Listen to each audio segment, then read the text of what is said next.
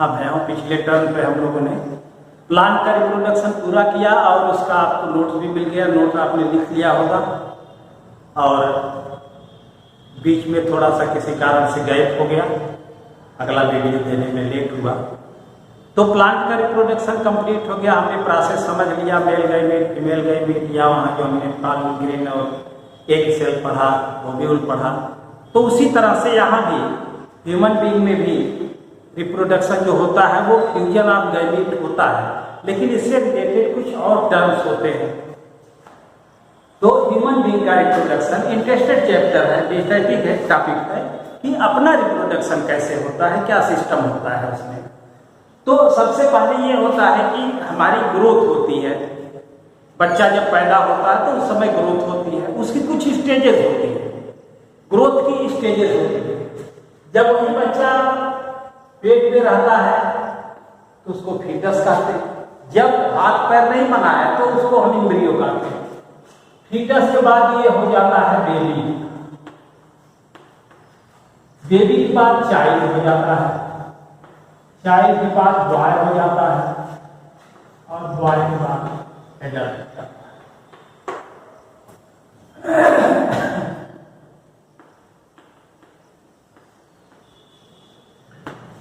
अपने माँ के वाम में या गर्भ में जब बच्चा रहता है तो उसको एम्ब्रियो कहते हैं, वो मल्टीसेलुलर एक स्ट्रक्चर होता है। इसके बाद उसके अंदर डिफरेंशिएशन होता है, वो फीटस बन जाता है। फीटस कब कहते हैं? जब उसके हाथ पैर बन जाते हैं। उसके बाद एक निश्चित समय के बाद बच्चे का जन्म होता है, उसको हम बेबी कहते हैं। अभी वो चल फिर नहीं सकता, इसके बाद वो चलने लगता है तो उसको चाइल्ड कहते हैं। और चलते चलते जब अपने थोड़ा कह लीजिए स्कूल जाने लगा तो उसको हम चाइल्ड कहते हैं। और चाइल्ड के बाद थोड़ा और बड़ा हो गया तो उसको बॉय कहते हैं। और बॉय के बाद जब ग्रोथ होती है तो वो एडल्ट हो जाता है, अब वो रिप्रोडक्टिवली मैच्योर हो जाता है। लेकिन ये चेंजेस जो आते हैं बॉडी में, बच्चे के बॉडी में चेंज आता है और वो सभी मैमल्स में आता है। ह्यूमन बीइंग्स में क्या चेंजेस आते हैं? जैसे बॉडी का ग्रोथ इनॉर्मस होता है, बॉडी की जरा सा रेट ग्रोथ रेट बढ़ जाती है। दूसरी बात, हम अपना जो टेम्परेरी टीथ होता है जिसको मिल्क टीथ कहा जाता है वो तोड़ करके परमानेंट टीथ आ जाते हैं। ये कंडीशन चाइल्ड और बॉय तक होता है। इसके बाद बॉय और एडल्ट के बीच में चेंजेस होते हैं। ऐसे चेंजेस को हम बोलते हैं जो रिप्रोडक्टिवली मैच्योर उसको बनाते हैं, उसको कहा जाता है सेकेंडरी सेक्सुअल कैरेक्टर।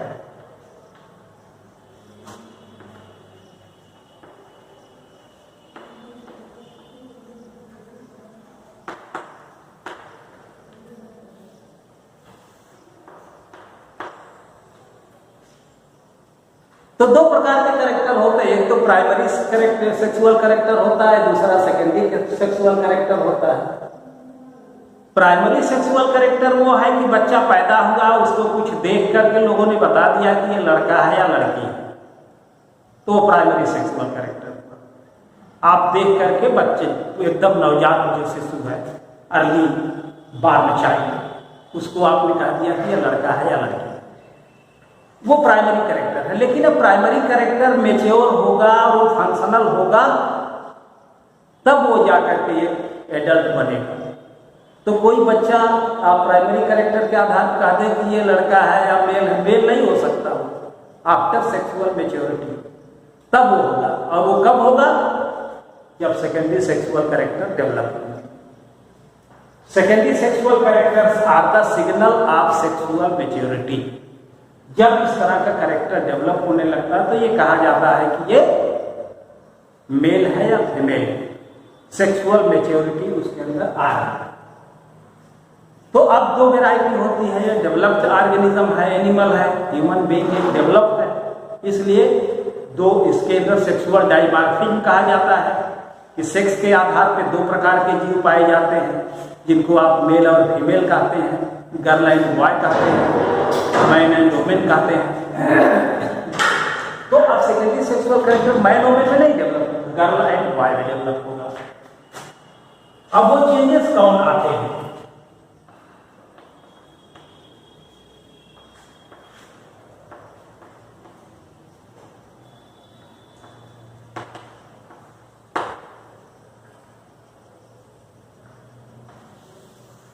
दोनों कैरेक्टर्स होते हैं। अब इसमें दो कैटेगरी में बांटा गया। कुछ ऐसे होते हैं जो सिमिलर कैरेक्टर होते हैं, common character, common secondary sexual characters in boys and girls. इसमें क्या होता है? Distribution of hair.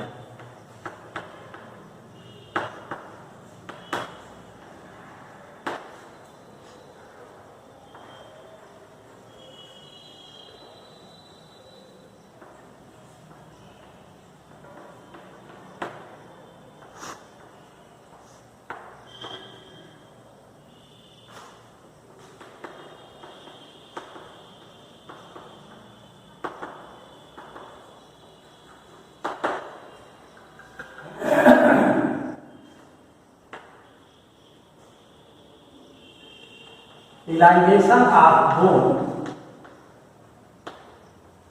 and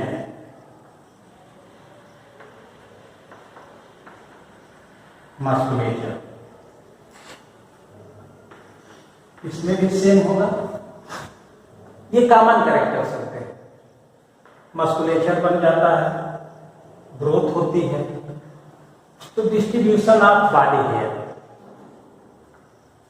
अपने अंदर आप अनुभव करिए, जब आप छोटे थे तो आपका बॉडी कैसा था।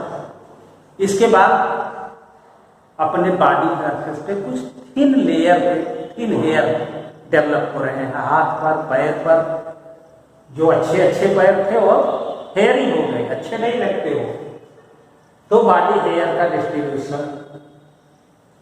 दूसरा, development of hair are specific part. ये थोड़ा स्पेसिफिक बात है। फॉर एग्जाम्पल, इन आर्मपिट, ये जो आपका पेक्टोरल गार्डेन है, यहाँ पे जो गड्ढा है इसको बोलते हैं आर्मपिट। इसको आपने शुरू में देखा होगा, यहाँ हेयर नहीं थे।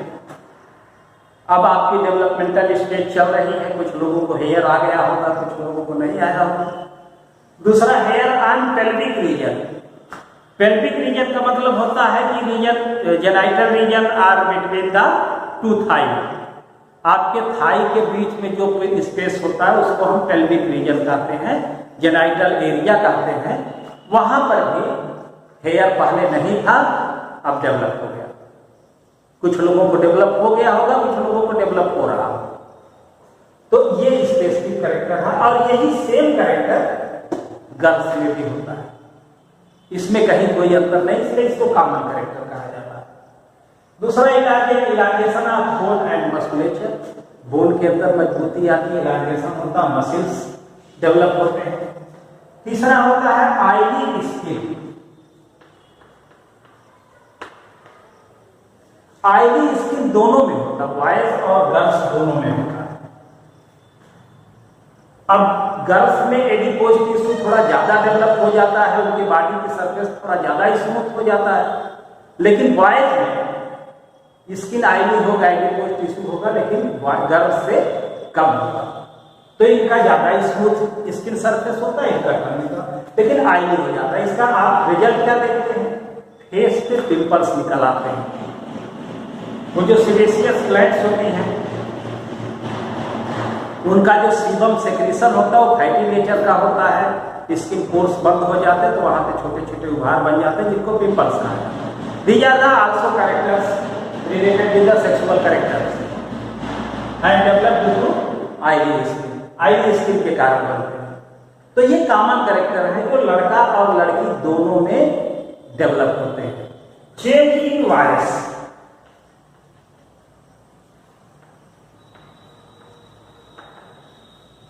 आवाज में परिवर्तन।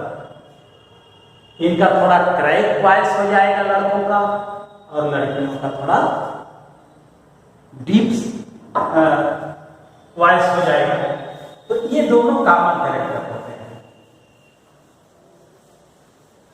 अब डिफरेंट कैरेक्टर जो दोनों में होते हैं, चेंज आता है।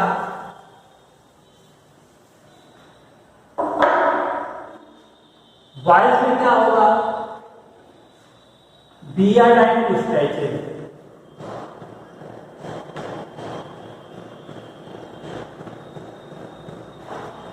लड़कों में दाढ़ी और मूछ अपीयर होने लगती है, पहले थिन हेयर, इसके बाद थिक हेयर आ जाता है। और लड़कियों में क्या होता है,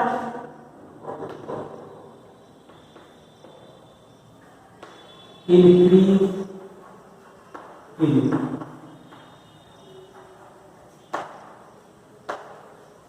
ब्रेस्ट साइज, लड़कियों का ब्रेस्ट डेवलप होने लगता है। छोटी बच्ची है उसके अंदर ब्रेस्ट नहीं है, जब वो मेच्योरिटी की तरफ बढ़ती है तो उसको हम ब्रेस्ट साइज बढ़ने लगता है उसका, यानी ब्रेस्ट डेवलप हो गया।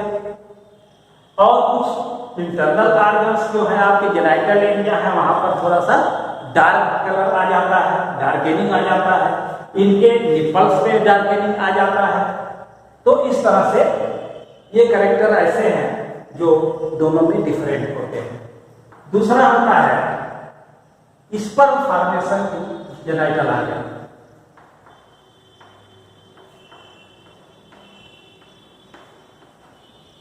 इनके अंदर स्पर्म फॉर्मेशन होता है, इनके अंदर एग फॉर्मेशन होता है।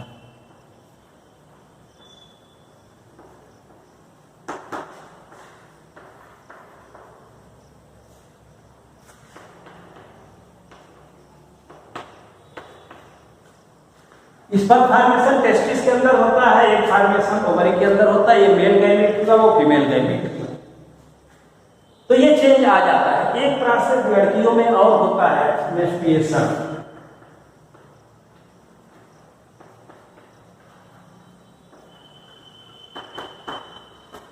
लड़कियों में मेंस्ट्रुएशन एक मंथली ब्लीडिंग होती है जिसको मेंस्ट्रुएशन कहते हैं। आगे हम लोग डील करेंगे इसके बारे में। ये लड़कियों में होता है, लड़कों में नहीं होता। तो ये सब सिग्नल जब आ गए तो इनको कहा जाता है सेकेंडरी सेक्सुअल कैरेक्टर। और पीछे हम लोग कंट्रोल एंड कोऑर्डिनेशन छोड़ दिए हैं। तो ये जान लीजिए कि ये जो सारे कैरेक्टर डेवलप होते हैं वो टेस्टिस से निकलने वाले टेस्टोस्टेरोन हार्मोन के कारण होता है। Secondary sexual character in boys develop due to secretion of testosterone. और यहाँ पर एस्ट्रोजन हार्मोन होता है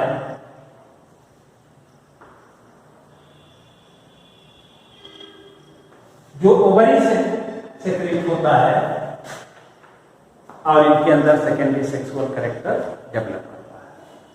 अब इसके बाद दूसरा कहा गया कि रेट ऑफ दिस मैच्योरिटी, कैसे इनके अंदर क्या रेट होती, क्या सबके बराबर लक्षण होते हैं।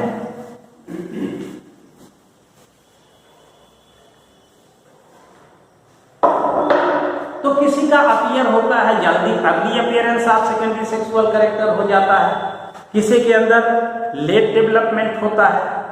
जैसे अपने ही बीच में आप देखेंगे अपने मित्रों को, किसी की मूछें बड़ी बड़ी हो गई, किसी की नहीं हुई, किसी की मूछ का पता ही नहीं है।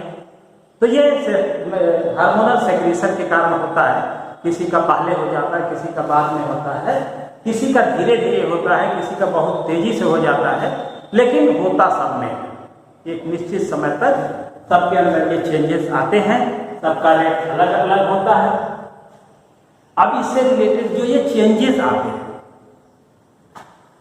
जब चेंज शुरू होता है आना, फर्स्ट सिग्नल आया, इसके बाद फिर सेक्सुअल मैच्योरिटी तक गए, उस पीरियड को कहा जाता है एडोलेसेंट। सिंपली हम कह सकते हैं कि period between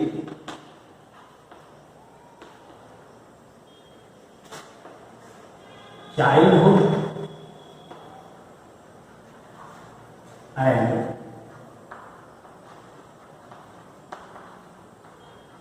adulthood is called adolescence. बचपन खत्म हुआ और एडल्टहुड शुरू हुआ, उस बीच का जो पीरियड होता है उसको एडोलेसेंस कहते हैं। और एडोलेसेंस के बीच में ही जब सेकेंडरी सेक्सुअल कैरेक्टर शुरू होते हैं, यानी सिग्नल आते हैं, मूछें निकलना शुरू हो गई, आर्मपिट पे हेयर निकलना शुरू हो गया, तो उसको बोला जाता है प्यूबर्टी।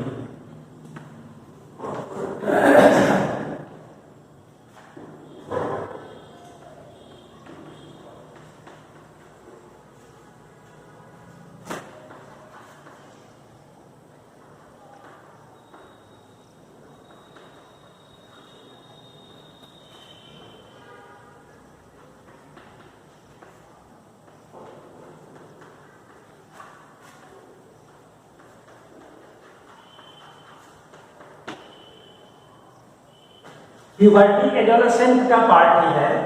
एडोलेसेंट पीरियड के बीच में वो समय जब सेक्सुअल मैच्योरिटी का सिग्नल दिखाई देता है, जो चेंजेस आने शुरू होते हैं। चेंज शुरू हो गया, सिग्नल मिला कि मूछें आ रही हैं या रैपिड ग्रोथ हो रहा है, हार्मोनल सेक्रेशन हो रहा है, तो उसको कहा जाता है प्यूबर्टी। सिग्नल आ गया, हिंदी में इसको यौनारंभ कहते हैं, यानी युवा अवस्था की शुरुआत, उसको प्यूबर्टी बोलते हैं। और पूरे पीरियड को हम बोलते हैं एडोलेसेंट। इसको ऐसा कहा जाता है कि 12 से लेकर के 19 ईयर्स के बीच का पीरियड होता है। अब इस पीरियड में वो सेक्सुअली मैच्योर हो जाएगा। कुछ इंटरनल जो चेंजेस आते हैं जो हम आपको नहीं बताया, तो पढ़ेंगे उसको देखेंगे कि सेक्सुअल ऑर्गन्स के अंदर भी कुछ चेंज आता है, उसके अंदर इरेक्शन आता है, इलाजमेंट आता है। वो जब आप बुक पढ़ेंगे, वीडियो देखेंगे, बुक पढ़ेंगे, तो उसको आपको समझ में आ जाएगा। तो ये 3 चीजें हो गई। अब दूसरी चीज ये बताए कि ह्यूमन बीइंग्स जो होते हैं सेक्सुअल डायमॉर्फिज्म को करते हैं। सेक्सुअल डायमॉर्फिज्म का मतलब होता है कि मेल और फीमेल इंडिविजुअल अलग अलग पाए जाते हैं।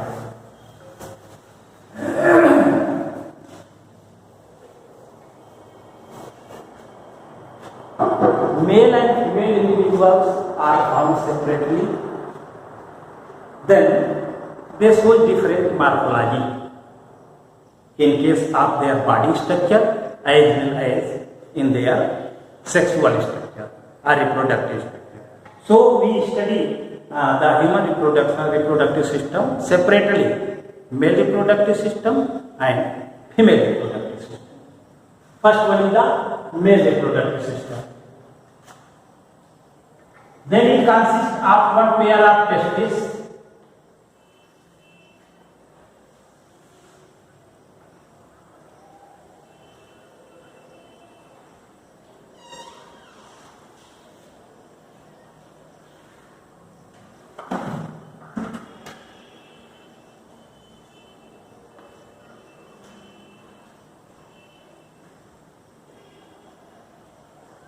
this is urinary bladder.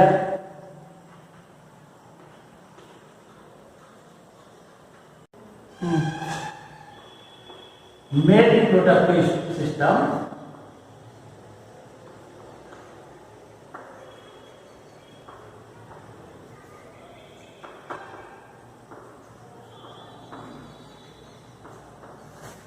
it consists of mainly 4 parts: testis, vas deferens, urethra and pedis. This is called external genital organ. External genital organ, ये बाहर पाया जाता है, ये बॉडी के अंदर पाया जाता है। एब्डोमिनल कैविटी पेट के अंदर पाए जाने वाले ऑर्गन है। टेस्टिस से लेकर के जो कनेक्शन है वो आप डिफरेंस है। तो first one is the testis. These are one pair and located in a sac-like structure called testis sac or this is scrotum. एक स्किन फोल्ड का बना हुआ एक थैली होता है, इसको स्क्रोटम कहते हैं। ये सेंसिटिव लेयर की स्किन होती है और इसके अंदर टेस्टिस होता है। And this scrotum located outside the body. ये हमने बताया कि टेस्टिस में स्पर्म या मेल गैमेट का फॉर्मेशन होता है और मेल गैमेट की सर्वाइवल के लिए, उनको जिंदा रहने के लिए बॉडी टेम्परेचर से 2 डिग्री सेल्सियस कम टेम्परेचर चाहिए, इसलिए स्क्रोटम बॉडी के बाहर पाया जाता है। ऐसे ऑर्गेनिक एनिमल्स जिनके अंदर बॉडी का टेम्परेचर कम होता है उनका टेस्टिस सैक या स्क्रोटम बॉडी के अंदर ही पाया जाता है। जैसे हाथी है, हाथी का बॉडी टेम्परेचर कम है तो उसका टेस्टिस बॉडी के अंदर ही पाया जाता है। लेकिन ह्यूमन बीइंग में बॉडी टेम्परेचर अधिक है तो सर्वाइवल के लिए ये स्क्रोटम जो होता है बॉडी के बाहर पाया जाता है। और ये हमें बताया कि स्किन फोल्ड जो होता है, स्किन लेयर जो होता है, इसका बड़ा सेंसिटिव होता है। ये आप अनुभव करिएगा कि जब हाई टेम्परेचर होता है समर सीजन में, गर्मी के समय में, तो ये टेस्टिस का जो स्किन लेयर होता है ये बिल्कुल ढीला हो जाता है, लटक जाता है, हिलने लगता है। और जब टेम्परेचर बहुत कोल्ड हो जाए, आइसी कोल्ड हो जाए, ठंडी बहुत ज्यादा बढ़ जाए, तो ये सिकुड़ करके आपके बॉडी कैविटी से चिपक जाता है। ये इसकी सेंसिटिविटी को शो करता है और इसके अंदर बनने वाले स्पर्म को सर्वाइवल देता है। इसके बाद इसके अंदर स्पर्म बनता है। दूसरा पार्ट होता है एक ट्यूब लाइक स्ट्रक्चर निकलती है, इसको बोलते हैं vas deferens. Mail genic sperm जब बनते हैं तो इसी वास डिफरेंस से ऊपर एब्डोमिनल कैविटी तक जाते हैं। ये वास डिफरेंस जो होता है यूरिनरी ब्लैडर को सराउंड करते हुए आकर के यूरेथ्रा से फ्यूज हो जाता है, यूरेथ्रा में आकर के मिल जाता है। जहां यूरेथ्रा मिलता है वहीं पे एक सैक होता है छोटा सा, जिसको कहा जाता है सेमिनल वेजाइकल।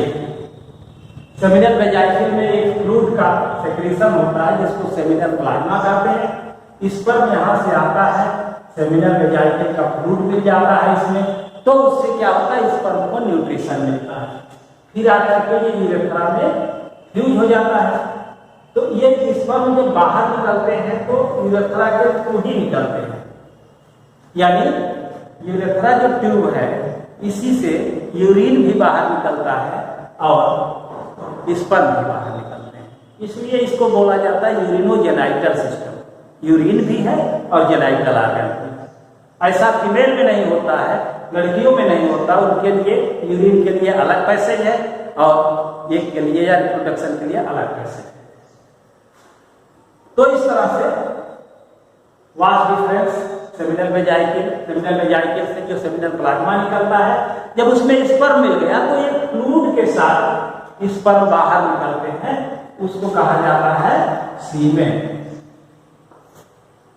सीमेन में स्पर्म पाए जाते हैं और वो स्पर्म रिलीज होते हैं रिप्रोडक्शन के समय। अब एक्सटर्नल आर्गन पेनिस कहलाता है। पेनिस का काम क्या होता है? It is responsible for deposition of sperm into female reproductive tract. Female reproductive tract में डीपली वो जाके स्पर्म को छोड़ दे, ये काम ये करता है। कैसे करता है?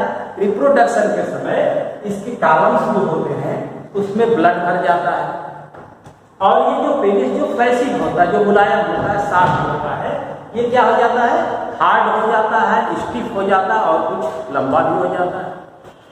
तो ये जाकर के फीमेल रिप्रोडक्टिव ट्रैक्ट में सीमेन छोड़ता है और डीप इंट्रोडक्शन करता है और जाकर के वहां स्पर्म को छोड़ने का काम करता है। तो ये एक्सटर्नल जेनाइटलिया है, लेकिन एसेसरी आर्गन है, नेसेसरी आर्गन नहीं है। नेसेसरी आर्गन टेस्टिस होता है, पेनिस जो होता है वो एसेसरी आर्गन है। किसी का पेनिस नहीं होगा तो स्पर्म यहाँ से निकाल करके आर्टिफिशियली भी इंसेमिनेट किया जा सकता है, लेकिन अगर टेस्टिस नहीं रहेगा तो स्पर्म नहीं बनेगा।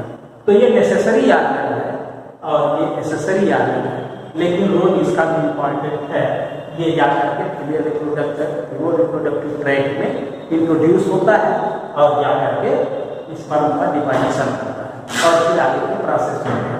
एक ध्यान दीजिएगा कि टेस्टिस का जो फंक्शन है, एक फंक्शन तो ये बताए हम आपसे कि ये स्पर्म बनता है। Sperms are produce are male gametes are produced in testis and it also responsible for secretion of hormone testosterone. दो फंक्शन टेस्टिस के हैं, दोनों याद रखिएगा, भूलिएगा नहीं। 2 नंबर का क्वेश्चन आता है, टेस्टोस्टेरोन जो होता है वो हार्मोन है जो आपको आपको एक बच्चा से एडल्ट मेल बनाना है। टेस्टोस्टेरोन आपका सेक्रेशन नहीं होगा तो आपके सेकेंडरी सेक्सुअल कैरेक्टर, दाढ़ी मूंछ या जो भी बताए वो सब अपीयर नहीं होगा। तो इसलिए टेस्टिस इंपॉर्टेंट आर्गन है, इसमें दो काम होते हैं, एक तो स्पर्म का बनाना और दूसरा टेस्टोस्टेरोन का सेक्रेशन करना। तो इस तरह से मेल रिप्रोडक्टिव आर्गन कंप्लीट हुआ।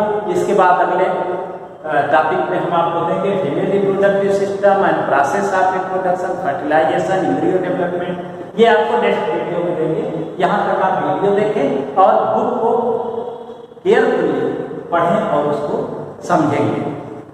धन्यवाद।